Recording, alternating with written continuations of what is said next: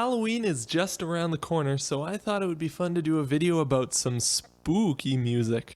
The Mario games have brought us a ton of different haunted house levels over the years, and with them a ton of different spooky themes.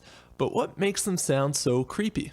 I took a look at 3 of my favorite ghost house themes from the Mario franchise: Super Mario World's Ghost House theme, Luigi Mansion's main theme, and Super Mario 3D World's Shifty Boo House theme, to try and see what made them sound so ghostly.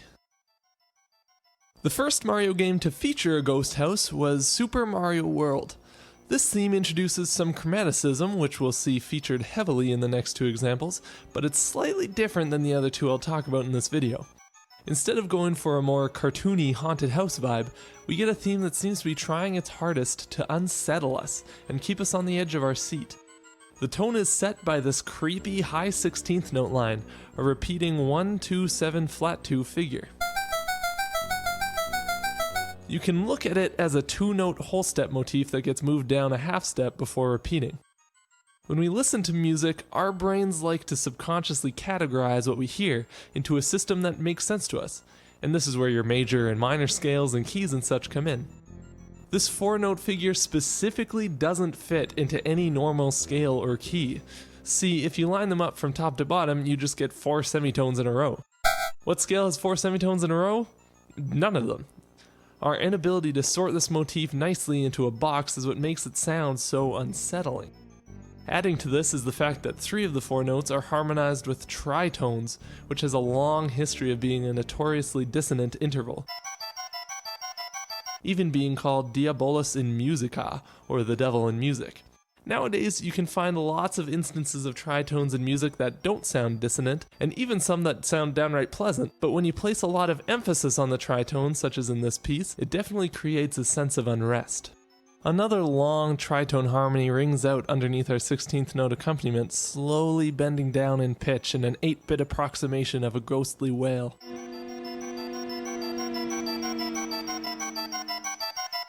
We definitely have a creepy atmosphere here, but our ears can adapt to pretty much anything, especially when we hear it repeated over and over, so spending 5 minutes listening to this while searching for the door to a haunted mansion might desensitize us to the dissonance a bit. To combat this, the music moves up by a whole step every 2 bars. This disorients us and leaves us unable to latch onto any one key for some semblance of stability.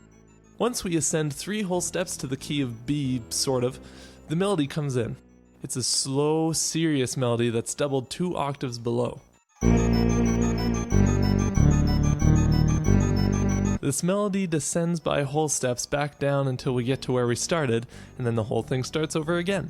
But there's a secret to this melody. Let's isolate it.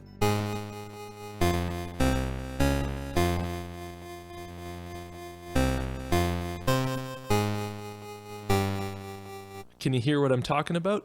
Let's turn it from a minor key to a major key.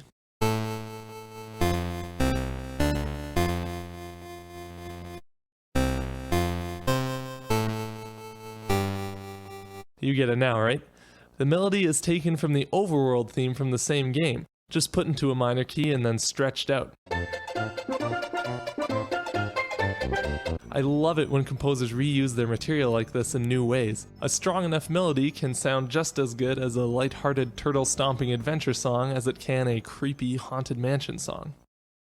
Next, let's look at the first game that comes to mind when you think of a haunted house, Luigi's Mansion.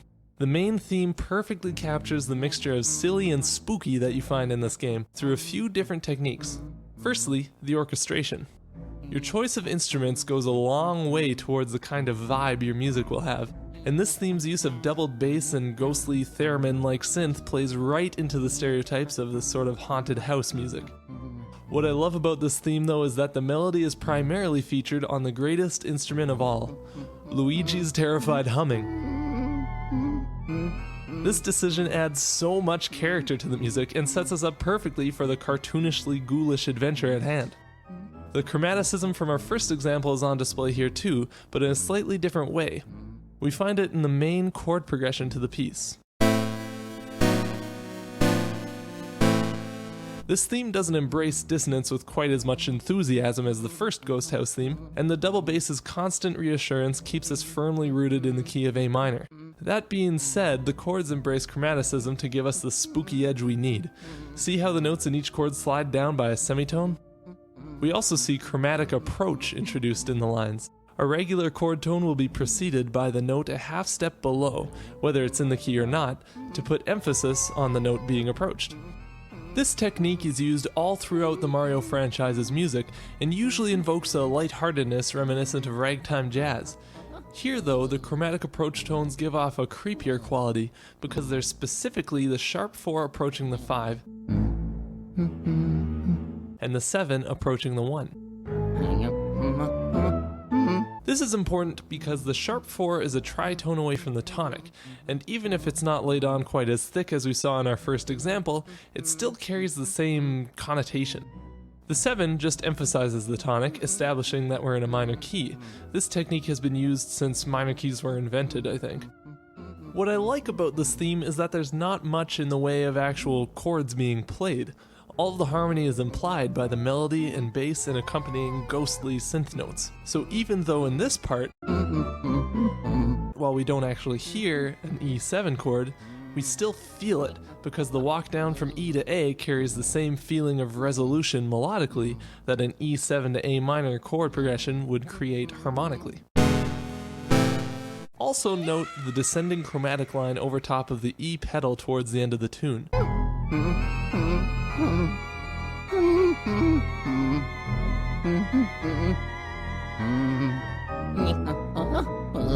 This is not functional harmony by any means, but descending chromatics give us the haunted mansion vibe we want, while the E in the bass anchors us so we don't lose our sense of key. The latest haunted house music to come out of the Mario franchise is the Super Mario 3D World soundtrack's Shifty Boo House theme. I think it might be my favorite of the three. We see a lot of techniques carried over from Luigi's Mansion, with the use of strings and the same kind of wailing synths creating this ghostly mood. The same sharp 4 as chromatic approach tone appears right off the top, as well as a chromatically ascending line in the upper synth that is very common in songs in a minor key.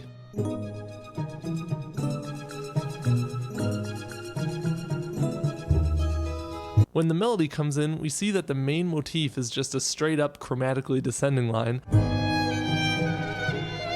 that leads into a chromatic approach to the 5th, which is just too perfect. Again, we see a pretty static bass line to anchor us amidst all this chromaticism, but once we feel established after a few bars, it lets itself wander just a little bit, giving us a cool flat 6 harmonization of the melody, as well as a pretty typical minor 2-5-1.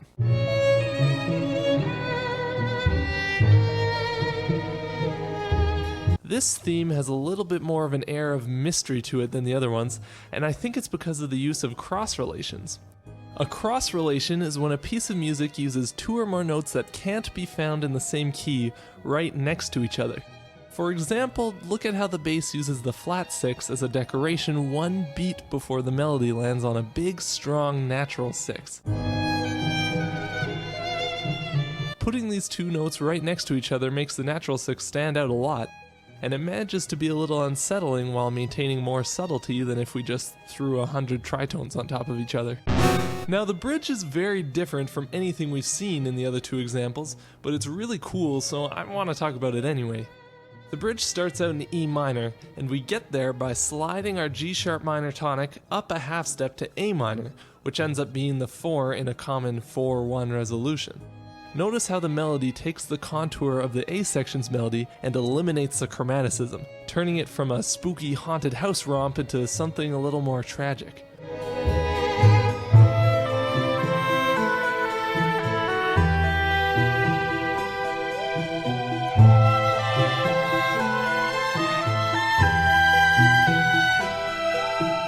After 8 bars, we leave this key the same way we entered it, as the E minor slides down to a D sharp minor, which becomes part of a 3-6-2-5 in the key of B.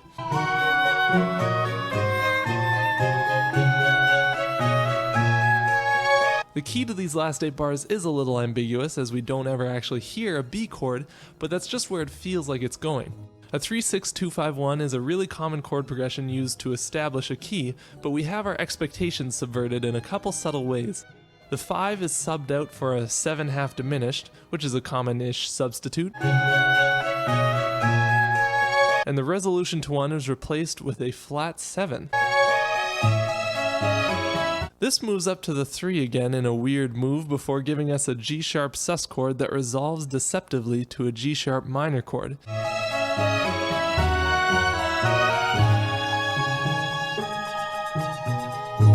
And we're back in our home key. It's kind of a cliche to have a chord sustain the 4th and then resolve down to the 3rd, but this basically only ever happens on major chords or dominant chords. The only other time I can think of hearing a sus chord resolve to a minor 3rd is in Twilight Princess's Hyrule theme.